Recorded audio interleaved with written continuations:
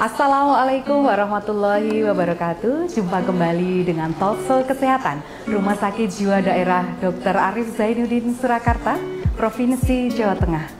Kali ini kita akan membawakan tema salah satu pelayanan unggulan di rumah sakit kami adalah pelayanan PSG, polisomnografi.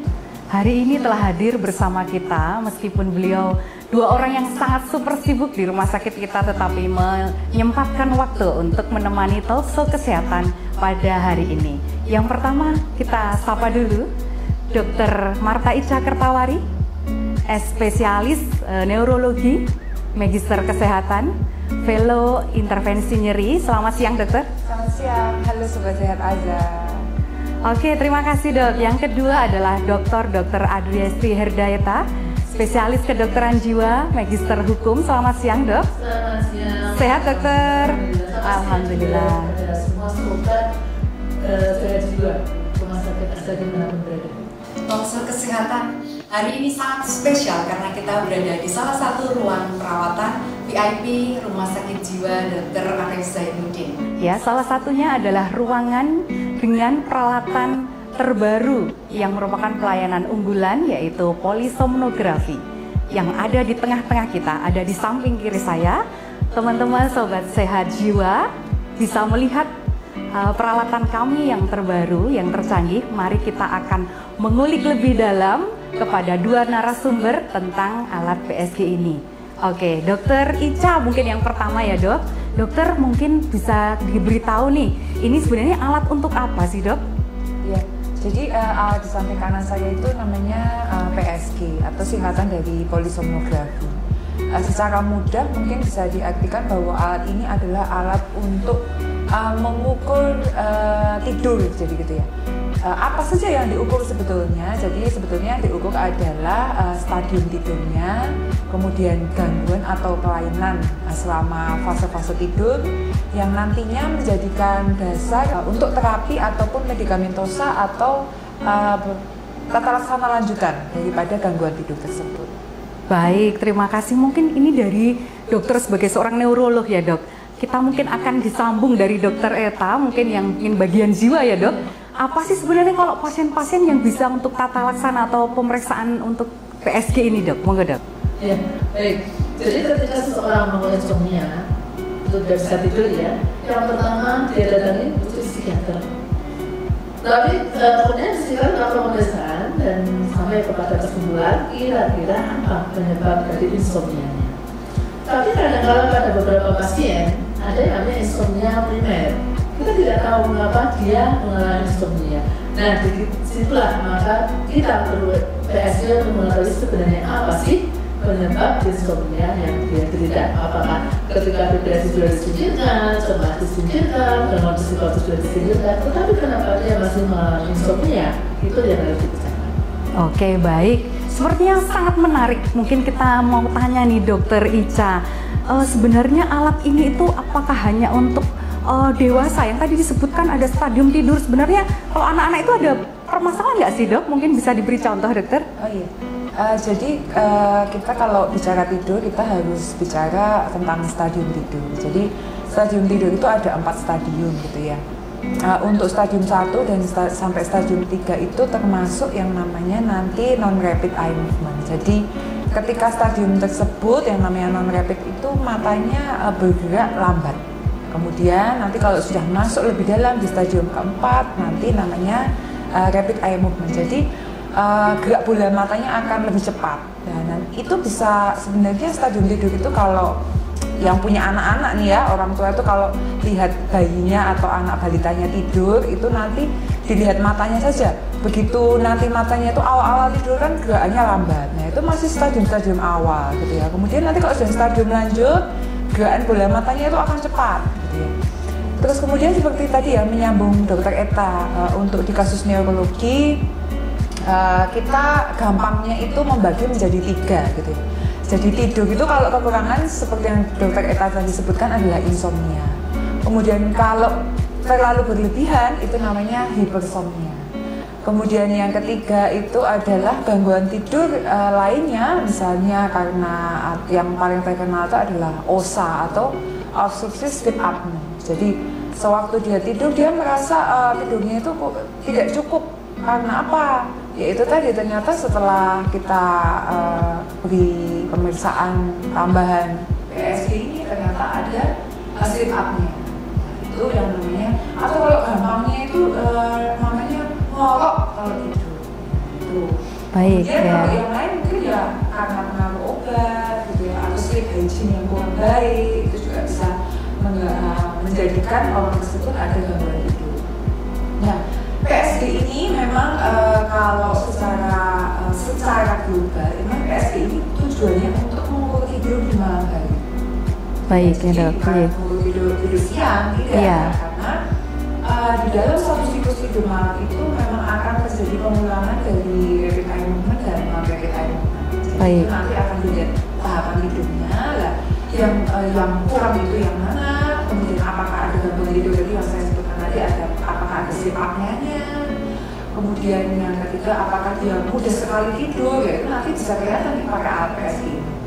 Baik. Kalau umum memang untuk pasien dewasa ya, tapi kalau untuk pasien anak-anak memang karena yang ditempel itu kan banyak, jadi tidak hanya pada elektrod di kepala. Nah kan Baik, ini ya. yang dipasang itu juga ada yang daerah dada untuk irama napas, jantung, kemudian dipasang juga nanti di tangan untuk puls oximetrinya, jadi mengukur saturasi selama dia tidur. Kemudian juga ada yang dipasang di area-area dagu, kemudian di area kaki, perut. Jadi memang alat ini konkret untuk mengukur all in ya, mengukur respon daripada mata, kemudian respon dari gelombang otak, respon nafas, respon gerak kaki, otot-otot seperti itu. Yeah. Jadi kalau anak-anak ya sebetulnya sih bisa, cuman memang kita kalau anak-anak juga jadi ya anak-anak kalau sudah mau operatif itu ya rata-rata mungkin di atas 7 tahun sudah bisa. Tapi kalau memang dibutuhkan ya nanti kita pertimbangkan sesuai dengan kondisi klinisnya. Kalau tidak memungkinkan karena kan gini, alat ini kan memang akan dipasang selama 8 jam minimal ya. Kalau secara legalnya ya, secara teori, tapi apakah jadi diperpanjang atau diperpendek kan memang kita harus melihat dari kasus per kasus. Baik, terima kasih dok. Mungkin kita tahan dulu pertanyaan yang kayaknya nanti ngorok itu tadi ya dok ya. Mungkin itu menjadi fenomena banyak orang yang mungkin tidak disadari dok, ternyata mempengaruhi kualitas tidurnya ya dok ya. Oke, dokter Eta, tadi saya tertarik tentang kurang tidur ya dok. Sebenarnya ada batasannya nggak sih dok? Kapan sih disebut itu orang itu kurang tidur gitu? Ada batasan waktunya nggak dok? Disebut sebagai insomnia itu dok? Ya, jadi kalau normalnya orang tidur itu 7 sampai 8 jam. Tetapi kalau kurang dari 3 jam dia tidur, tapi ketika bangun dia merasa fresh, itu bukan suatu insomnia, itu adalah short sleeper atau tidur yang pendek ya. Boleh saya tambahkan di sini bahwa dulu sebenarnya insomnia sebenarnya. Kasus yang sering datang ke psikiater juga mimpi buruk. Ya. Mimpi buruk itu apakah terjadi pada fase non-REM atau fase REM itu nanti bisa kita ketahui lewat PSG. Kenapa terjadi mimpi buruk itu? Apakah mimpi buruk itu murni terjadi karena trauma di masa lalu atau tekanan yang dia tekan ke bawah sadar atau memang gangguan fisiologis itu? Nah itu nanti penilaian PSG di situ sebenarnya. Ya. Kemudian juga kasus tidur, migau ya. Iya dok. Itu berarti dia ada sesuatu dalam tidurnya yang menunjukkan dia tidur. Itu juga bisa diketahui lewat PSG seperti itu. Baik, juga sangat menarik, nggak kalah menarik ternyata. Iya dok. Dan pada waktu tidur. Oh iya dok ya. Apa kerja epilepsi yang muncul pada saat itu? Itu karena dia pasiennya kan tidak menyadari, tapi yang menyadari adalah orang sekitarnya. Banyak orang pasien datang dengan epilepsi, tapi waktu tidur. Jadi dia sendiri tidak menyadari. Baik, iya dok, oke. Jadi mungkin tadi yang sering banyak orang mengorok itu ya salah satunya. Mungkin dok ini menarik dok, mengorok itu kan kadang orang tidak menyadari dok kondisi tidur. Mungkin yang bilang ngorok itu orang lain ya kan. Kalau orang yang merasakan sendiri mungkin nggak ngerasa dok. Kecuali kalau sampai tersengal-sengal gitu ya dok ya. Nah itu berarti sudah indikasi ya dok ya, kita harus ada pemeriksaan ya dok ya. Iya, jadi tadi memang kalau kita menggunakan alat PSI ini karena kita memantau tidur malam ya. Itu nanti bisa terlihat pada saat orang itu ada sleep apnea, nanti saturasi di dalam monitor itu akan turun kurang lebih 10%. Nah, kalau sudah lebih dari 10%, nah ini sudah ada tanda apnea, hipoapneanya. Jadi hipoapnea itu kan kekurangan oksigen gitu.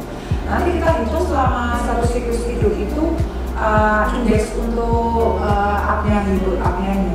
Jadi nanti kalau secara standar kalau sudah jadi lebih dari 5, kemudian saturasinya sudah menurun 10%, ya itu sudah namanya ya tadi OSA atau obstructive sleep apnea. Terus kemudian tadi mungkin nyambung Dokter Eta tadi ya, kalau ada orang berjalan sambil tidur itu namanya sonambulisme ya Dok ya. Nah, terus kenapa kok tadi itu kita pengen tahu ini terjadi pada saat non rapid eye movement atau rapid eye movement gitu ya, fase tidur yang mana, karena nanti obatnya beda ya Dok ya. Kemudian juga masalah epilepsi tadi ya betul, karena memang karena alat ini kan PSG ini kan all in ya, dipasang juga untuk guna otak, kemudian atas dan sebagainya.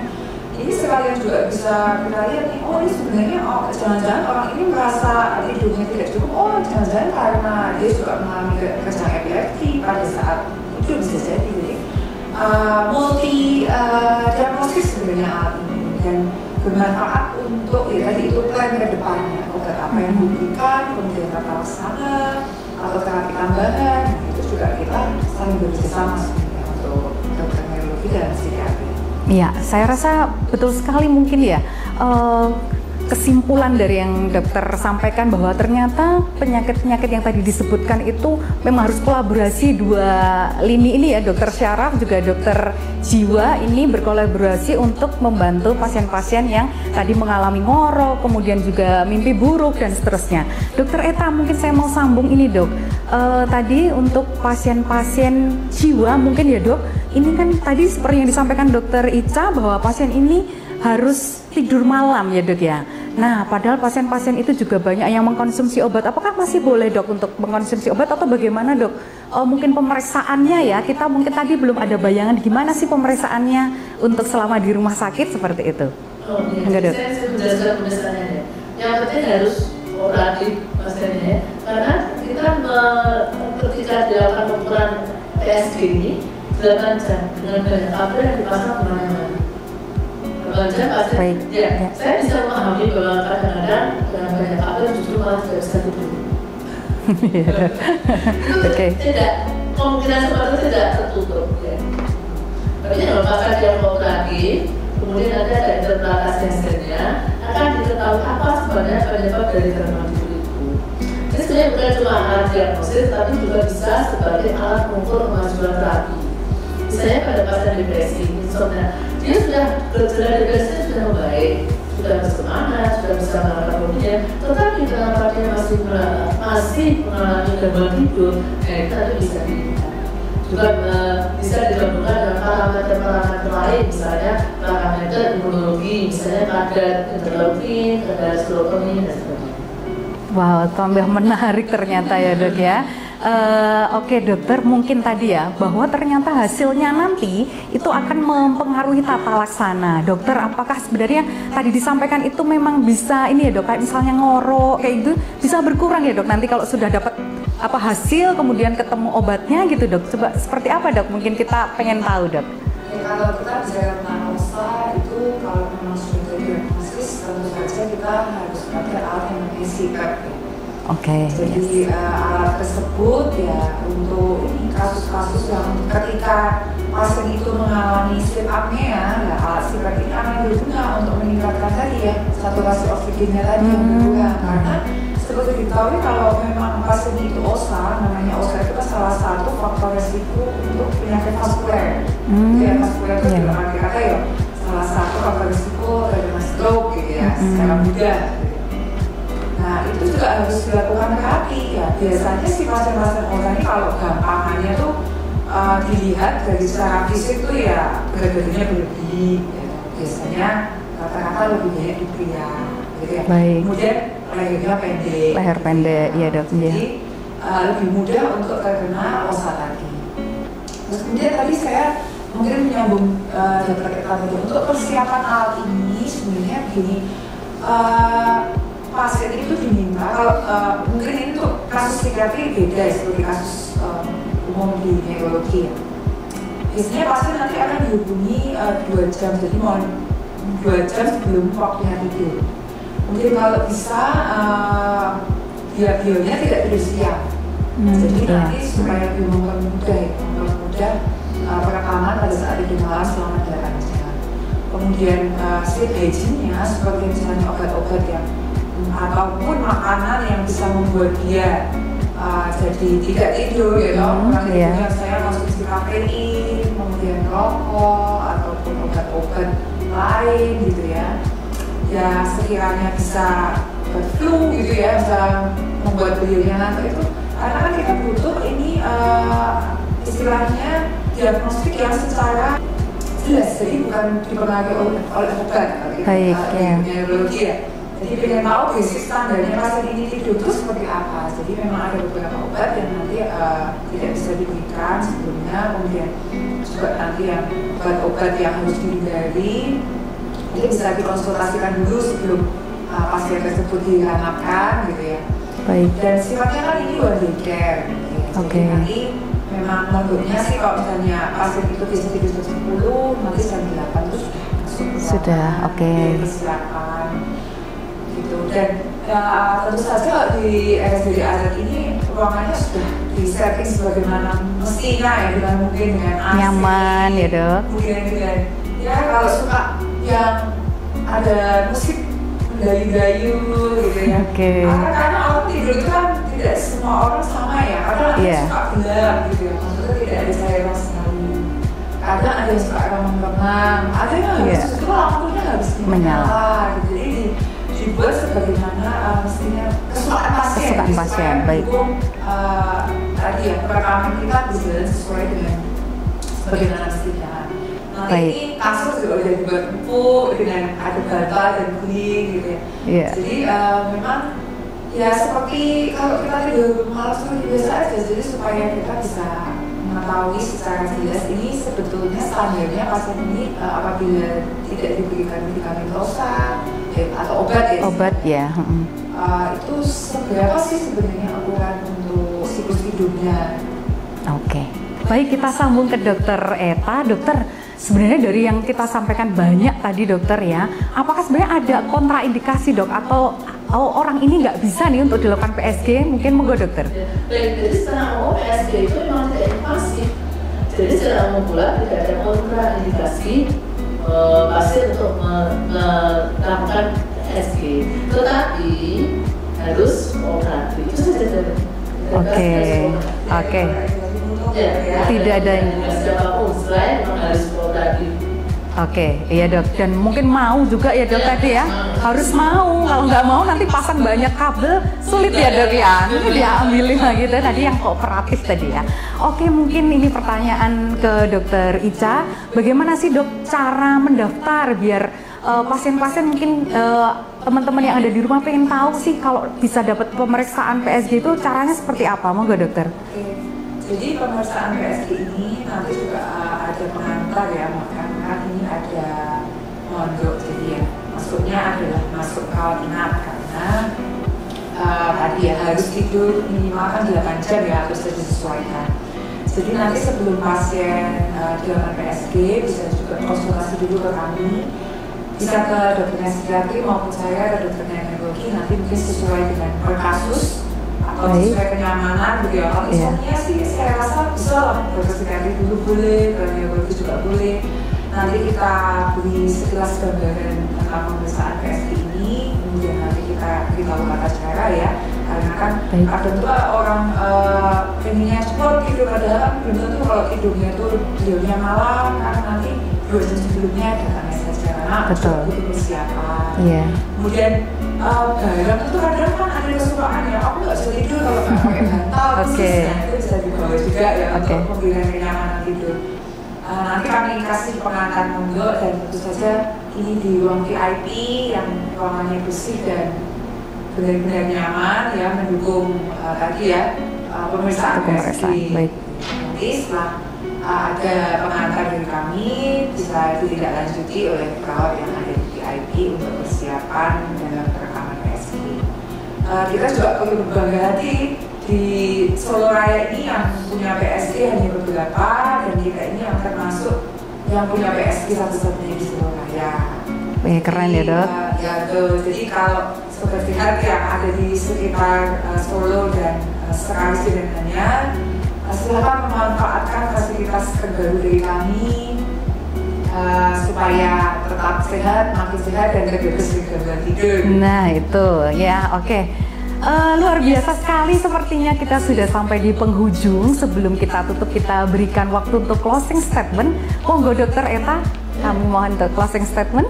Terima kasih. Gangguan tidur itu menjadi gejala utama dalam gangguan psikiatri. Saya bicara sebagai psikiater terlebih dahulu ya. Karena kami sudah punya PSG, maka silakan manfaatkan PSG yang ada di kami. Dengan senang hati kami akan membantu mencarikan solusi yang ada. Terima kasih. Baik, terima kasih. Monggo Dokter Ica, closing statement Dokter. Sebagai dokter neurologi, gangguan tidur yang penting adalah obstructive sleep apnea, sebab OSA merupakan salah satu faktor risiko untuk terkena penyakit kardiovaskular. Dalam hal ini adalah risiko. Jadi ketika tubuh Anda tidur, tubuh Anda akan melakukan regenerasi dari sel. Oleh sebab itu, tidur yang nyaman, tidur yang berkualitas akan membuat Anda menjadi manusia yang lebih baik dan lebih berkualitas. Oke, luar biasa. Boleh kita beri aplaus dok? Luar biasa sekali.